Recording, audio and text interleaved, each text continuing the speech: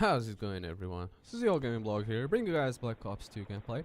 Also, quick announcement, there's gonna be double XP weekend coming up, so PlayStation 3, Xbox 360 and PC users could get double XP, so, you know, start grinding your levels. Anyways, yesterday I talked a little bit about Saints Row 4 being refused a rating in Australia. So basically it means that the game is banned there until it meets the criteria to give it what we obviously believe is going to be an R18 plus rating, which means it's a restricted game, only people older than 18 and plus can buy the game. Which prior to the January 1st, 2013, it did not exist for video games, so this rating is relatively new.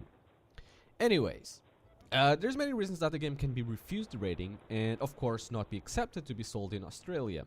The reason given for Saints Row 4 was because there is an alien anal probe in the game. That was basically what they stated, that they couldn't accept it because of that. And it only just came out today. We know the game has been banned, but we didn't know exactly why, and now they give the reason why. Now, why am I talking about this again? Well, there's been another game that has been falling a victim of this ridiculous Australian classification board. And that game is the State of Decay. State of Decay has been refused classification by the Australian classification boards regarding the depiction of drug use. So, there's a link in the description where you can read more about this and obviously stay up to date with this story. But there you have it. There's been another game that has been refused the rating, and that's going to be sold in Australia. So it sucks to be an Aussie, really. Anyways, there's many reasons that the game can be refused ratings. You know, in the classification board, and of course they have to give it. One could be contains material that is considered to offense and the standards of morality, decency, and properly generally accepted. The content is very high in impact. Detailed instruction or promotion of matters of crime and violence, the promotion of provision of there's a massive list of why it can be basically not accepted, and it's ridiculous in my opinion.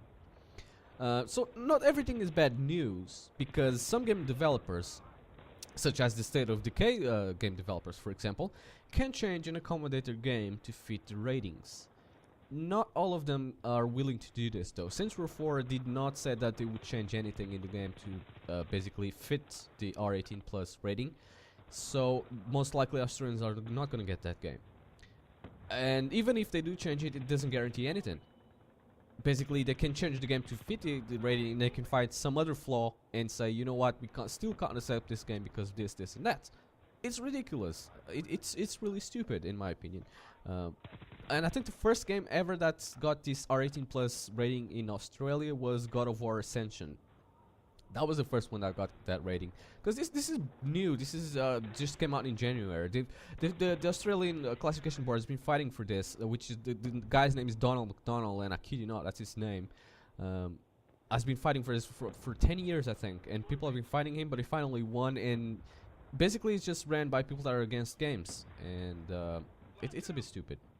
Anyways, with the next generation consoles being region free, this issue shouldn't be as bad as it is right now, because Australians can just buy their games cheaper and bullshit free from any other country. Oh yeah, Australians also get their games a lot more expensive than anywhere else in the world.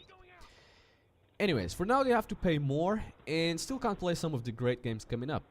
All I can tell you is what's gonna happen when GTA 5 comes up. I almost bet that's also gonna fail this stupid rating, and it's not gonna be out for Australia, sadly.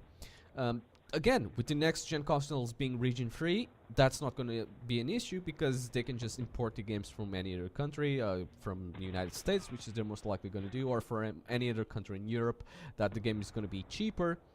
And I can't wait until to see how that's going to work out, because I bet that their classification boards is going to try and crack down on that, and it's going to try and crack down on imports. I almost bet they're going to really try their best not to just block all the imports, but they can't do that, you know. For now they can control their game market in their own country, but from other countries they can't really control it as they would want to.